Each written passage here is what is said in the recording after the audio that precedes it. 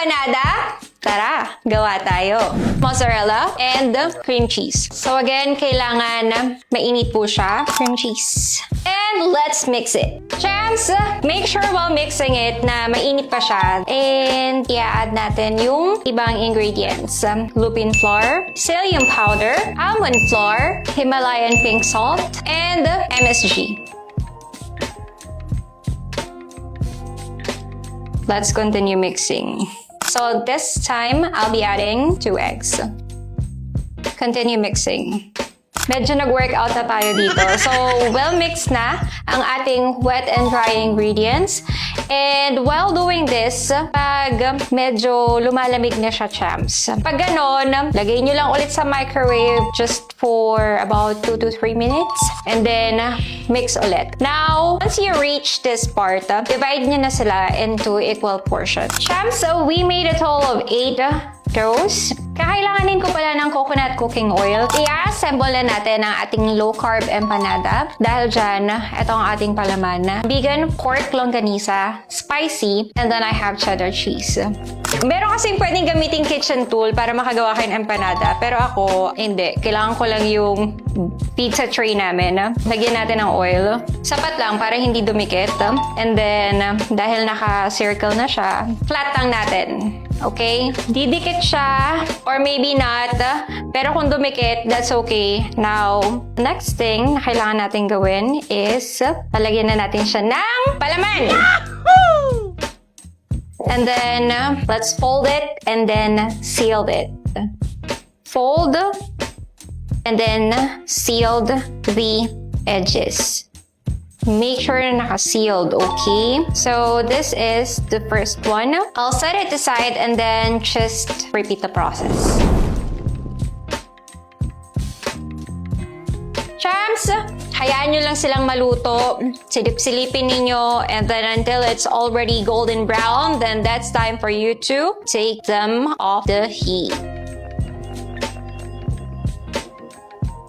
Champs, our cheesy low-carb empanada is done! OMG! Wait lang, baka nagtataka kayo, magkaiba yung kulay. Nasunog ba yung isa, tapos yung isa nabantayan? Nope! Para sa inyo, ginawa ko na po na yung isang part, which is nakita ninyo, naka-deep fried. And then, nagtabi ako ng 2 or 3 in total na naka-air fried. Para makita natin yung comparison. Gaano katagal? Naka-air fry po siya. Yung temperature natin is at 120. And then, first 10 minutes, hinayaan lang namin siyang ma-air fried. And then, second 10 minutes, nag-brush lang ako ng unsalted butter. And then, binigyan ko po siya ulit ng another 10 minutes with the same temperature. Nakita nyo to, part ng video natin.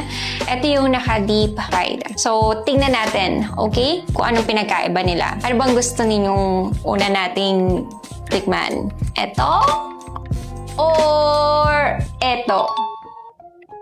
Pero dahil dyan, kuha na ako, okay? Gusto ko yung toasted yung crust. Ito yung ating naka-air fried. First bite para sa inyo. And then, my turn.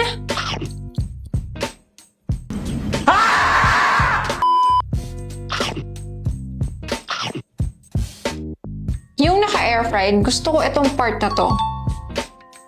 Yung golden brown, no? Ito yung next. Ito na. Sabi ng cameraman ko, ito na nga po. Medyo malamig na siya. Medyo kaya na natin to. May lutong.